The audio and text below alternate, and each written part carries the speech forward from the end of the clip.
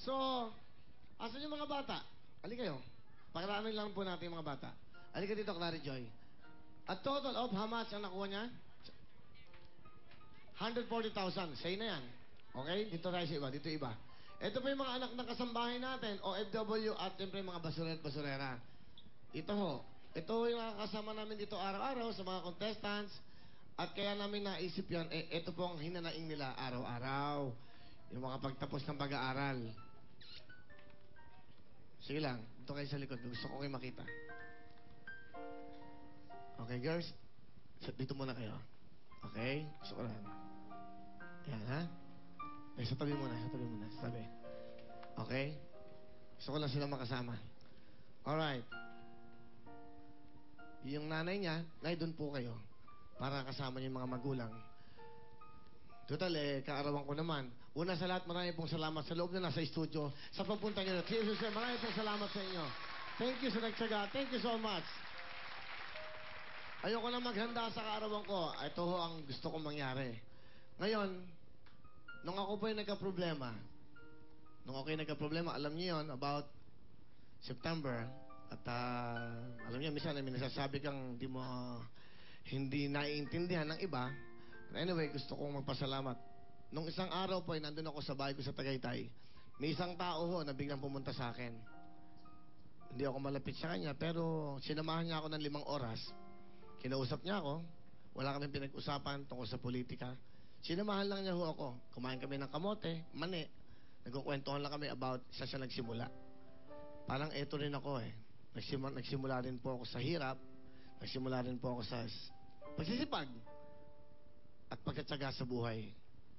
Kaya umaasenso. At eto po yung taong yun. Sa kaarawan ko, ang buong pamilya po ni Senator Manny Villar. Palakpakan natin. Senator? Senator, can you join me here? Alam nyo, naalala nyo po ba nung sinupresa ko siya? Ito po yung mga anak ng ating mga basurero at di ba yung mga commercial nyo? Puro mga sa inyo lahat. Magandang hapon rin po. Akapin nyo si Senator. Ayan, di ba? Di ba?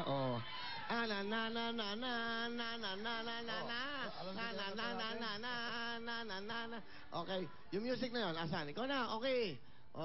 Di ba? Mga bata, Okay. alam yun eh. Ito po yung mga OFW na anak at siyempre, ito po yung mga basurero at ng kasambahay. Ngayon, ang pangako ko sa kanila, makapag-aral sila. Di ba? May iyak na. Hindi nakuha yung papremyo. Ito yung lalapit naman ako sa inyo, hindi nyo naman ako hinihindian. Di ba? Basta, gusto ko yung inyong vision sa mga bata at pangalawang lapit ko to sa inyo. Kung sakali ho kayo na maging presidente, hindi na ako lalapit sa inyo. Tatawag na lang ako sa inyo para sa mga kababayan nating mahirap. Makikiusap ako na sana'y nabigyan yung pansin. Unahin natin ang mga taong mahihirap, ang mga taong nagdudusa. Kasi, di ba? tama naman yan, Willie. Talagang, napakahirap kahit ang mga batang to. Nakikita ko nung ako'y bata, siyam din kami. At ganyan-ganyan din. Medyo naranasan ko yung hindi mo alam kung may pang-matrikula ka eh. Kaya minsan pag tinitinda ko yung nanay ko no, kasi natitinda kami ng hipon eh. Sa Tondo. Kaya pag tinitinda ko siya, alam ko na pagka bayaran ng matrikula, medyo ninenervous na yan. Kaya minsan alam ko naaawa rin ako na dahil ako pinakamatanda, minsan gusto ko na rin mag-volunteer na ako muna yung titigil. Kaya alam ko yung karanasan. Kanina, in-interview kanina, na siyam daw sila. Medyo talagang ganun talaga ang buhay na mahirap. Hindi mo sigurado. At talagang may tensyon. Pagka bayaran ng matrikula, at ito yung nakakaawa sa bayan natin. Na dapat matigil. Senator, nung nagka-problema ako, hindi mo ko iniwan. Kahit anong sabihin lang, hindi kita iiwan. Okay?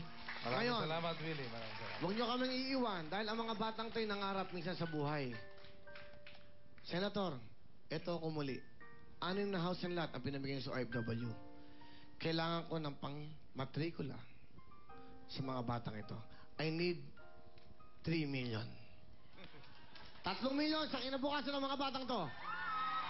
Ano ba, Willie? Basta bihira ka naman humiling. Alam ko naman nangangailangan din na diyan magkasama tayo diyan. Talagang buong buhay ko talagang diyan eh. Nagkausap na kayo mag-asawa na pinalat kasi kami. Kaya kahit papaano, gusto ko yung naranasan ko noong ako'y bata. Hindi na maranasan pa ng ibang mga bata. Kaya okay lang, Willie. Pareho tayo dyan. Call ako dyan. Okay. So, Senator, hindi ako humingi ng pera sa inyo. Gusto ko lang ang mga batang to mapag-aral, matapos ng high school, at kung sino ang maging magandang record, ituloy natin hanggang kolehiyo. Sana. Para matulungan na kanilang mga magulang. Salamat po. At siyempre, mapag-aral lang sa inyong mga bata. Gusto ko lang sabihin sa inyo, kailangan makapagtapos kayo. Okay? Alright. Magpasalamat kayo kay Senator. Okay? Magpasalamat kayo. Ba't kayo mahiya? Yan, kahit akapin nyo yan. Okay lang. Huwag kayo mahiya. Okay, akapin nyo yan.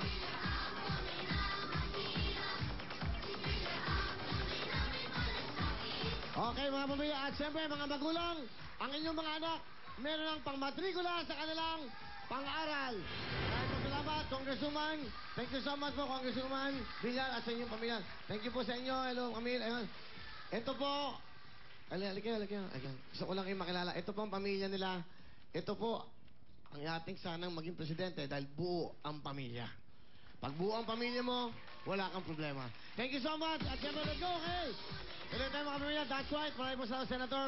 Thank you, Congresswoman. Maraming po salamat. Mga kapamilya, tuloy-tuloy po tayo. At siyempre, okay, congratulations sa inyo. Meron kayong pang-matrikula at pang-aral nyo. Okay? Sa inyong mga magulang, halina kayo. Pasalamat na kayo. Okay? Congratulations, Kuya Clay. Joy!